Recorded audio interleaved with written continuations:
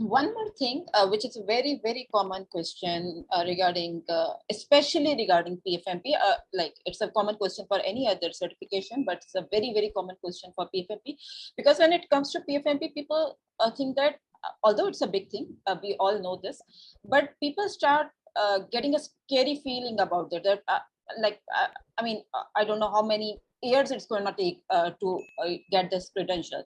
So being your mentor, I am aware that you came to me for this training and this credential in the first week of August, and you were done with all of this by the first week of October. So you took exactly 2 months for the whole process, starting with the training and the application and the preparation and whatever it required.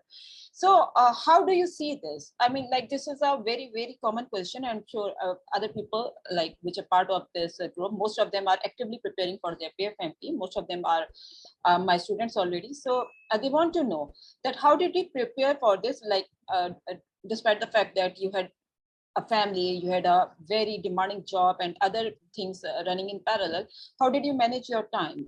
This is a very, very usual question coming to me from any other student or anyone who is aspiring for this credential. Yeah.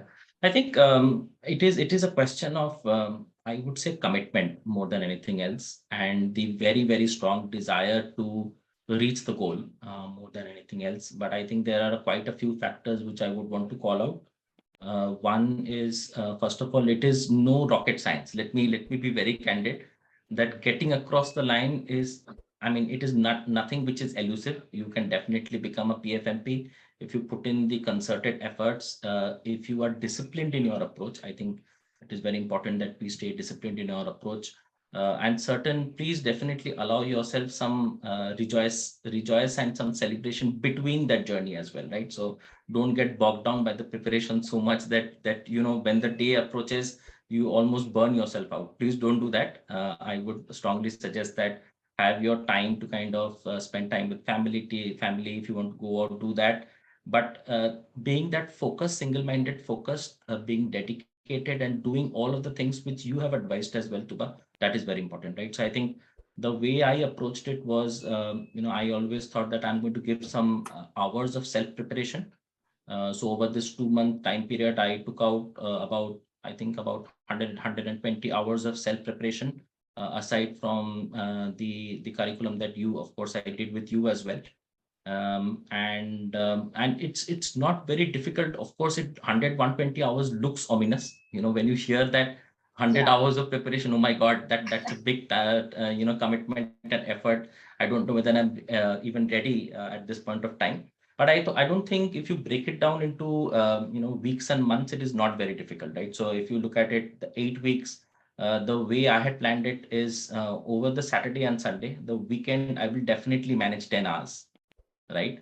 And over the other 5 weekdays, I would definitely rest on one or two of those weekdays, but I will definitely make sure that I make out another 4 hours on weekdays. So one weekend, I will definitely spend 14 hours, no less than 14 hours. 14 hours, unless you do 14 hours, you don't call it a week, right? So that's very important, right? So if you kind of spend the time and effort like that, I think it is highly achievable. Plus, at the same time, being associated in a group always helps, right? Tuba, I think one of the best decisions when I kind of came to you was along with you as a trainer. I think I got a very, very good bunch of other guys who were preparing along with me, right? So that motivation happens in a group setting. Now, what happens is, this is definitely, I don't want to undermine the importance or the difficulty level of the exam. Of course, if you prepare well, you're going to crack it. But I mean, we should not take it half-heartedly as well, right? So this group setting, what it does is it gets you into the habit of studying, right? It gets you into the habit of preparation.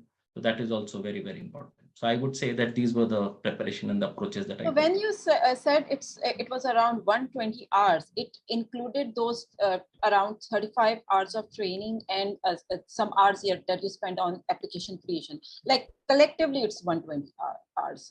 Collectively, it will be 120 hours, yes.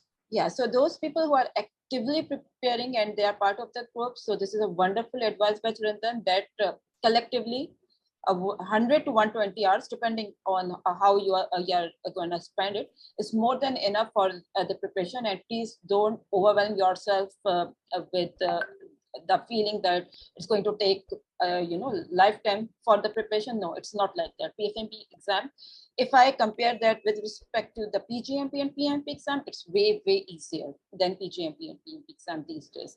So this perception is wrong. If we talk about the work is phenomenal. But if we talk about the process, actually the application creation process is way more comprehensive and difficult in case of PfMP. We are going to come to that as well. That is part of the agenda. But exam is not that difficult as it seems to be to most of the audience.